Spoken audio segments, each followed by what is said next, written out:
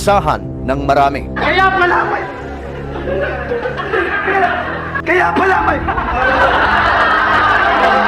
hindi nawala yung pusit.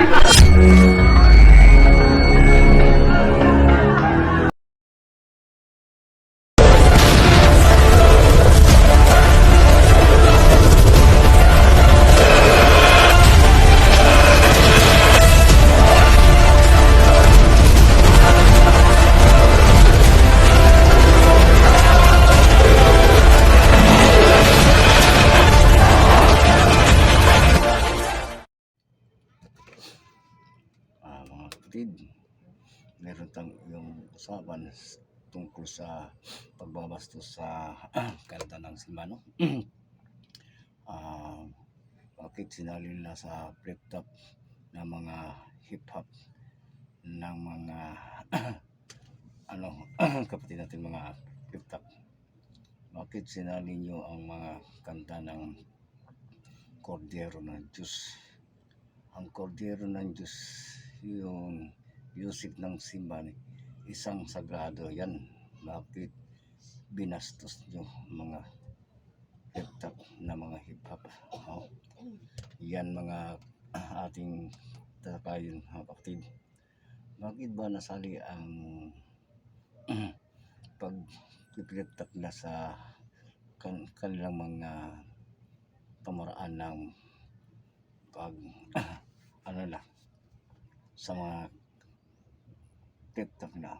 Bakit nasali sa yugyugan nilang ang mga ng simbahan,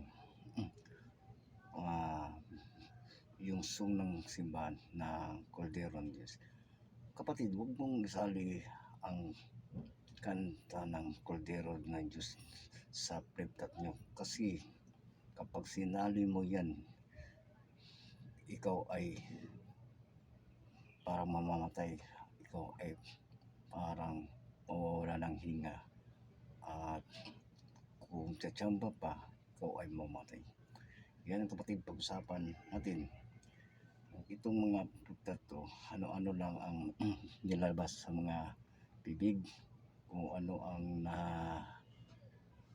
ang napasok sa kanilang mga isipan, at pati ang mga banal na espiritu sinasali na nila o binabastos na, no? Walang kapatawaran ang mga ginagawa ganito mga flip-top. Itong mga flip-top ito, wala nang nagagawa, pati ang ng simbahan, yung kanta ng simbahan, binastos na, no? Yan ang napala sa isang flip-top. Nang wala ng tinig, paggo niya nawawala ng tinig kasi binastos niya ang kanta ng simbahan. Kaya mga kapatid, sana huwag niyong isali ang kanta ng simbahan, kasi isang sagrado ng kanta ng simbahan yan. Isang ating yan kinakanta dyan sa simbahan kapag tayo ay pumasok at nakikinig ng misang Katoliko. Yan mga kapatid. Dapat kapatid, kung ano ang mga palitat niyo, kung ano ang pamaraan niyo, huwag niyo isali.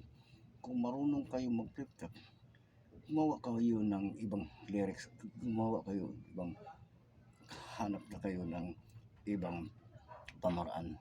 Huwag niyo isali, dahil kapag sinali yan, sigurado kayo, hindi kayo magkasakit, mamamatay kayo. Yan lang ang ko kapatid sa mga flip-top.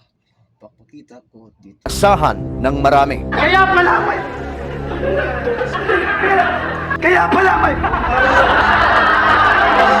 hindi nawala yung pusit.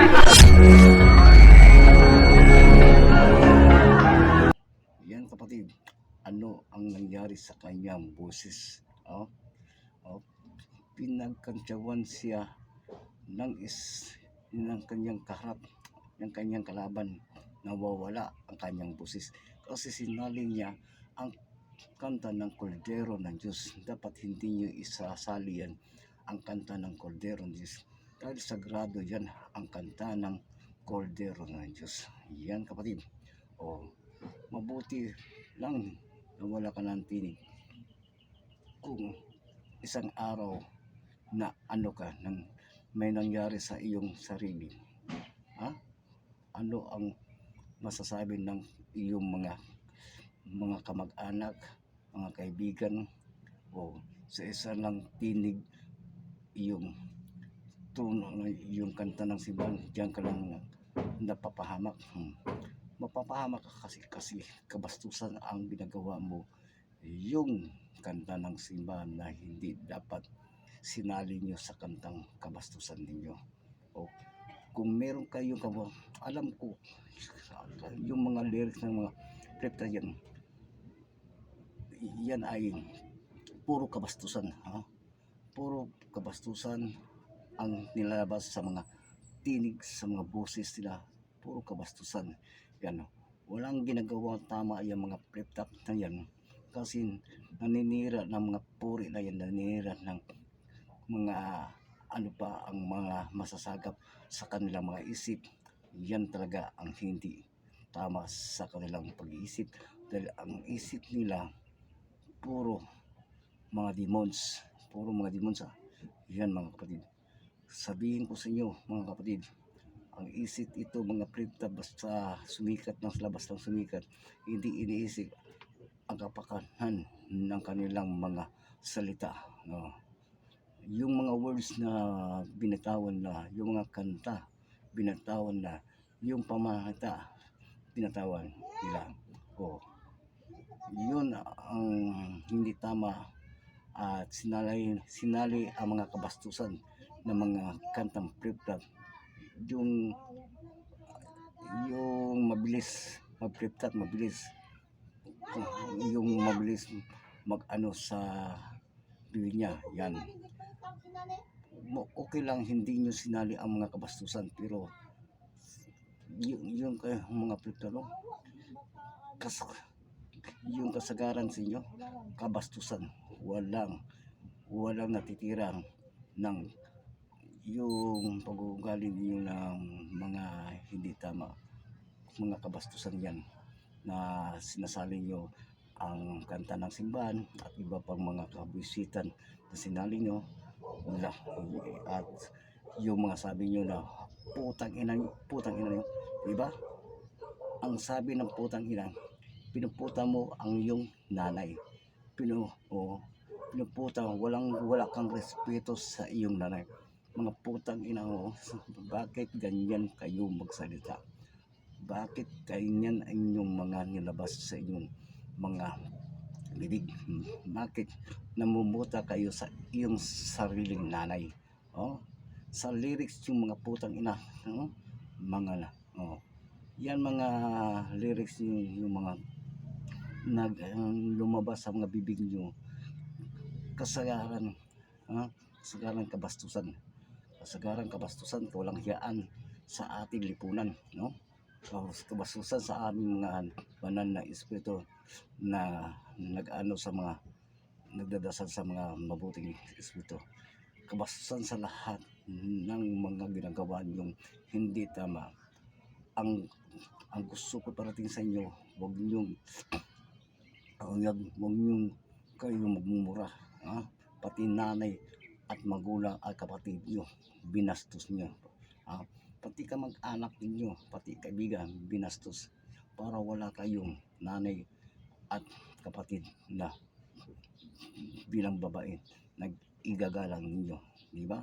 Yan ang mga kabastusan sa nasasagap sa inyong pag-iisip, dahil wala na natitirang diwa na mabuti na panalangin sa inyong sarili, sa inyong isip. Wala na. Yan lang kapatid. Yan kapatid, tingnan niyo kapatid.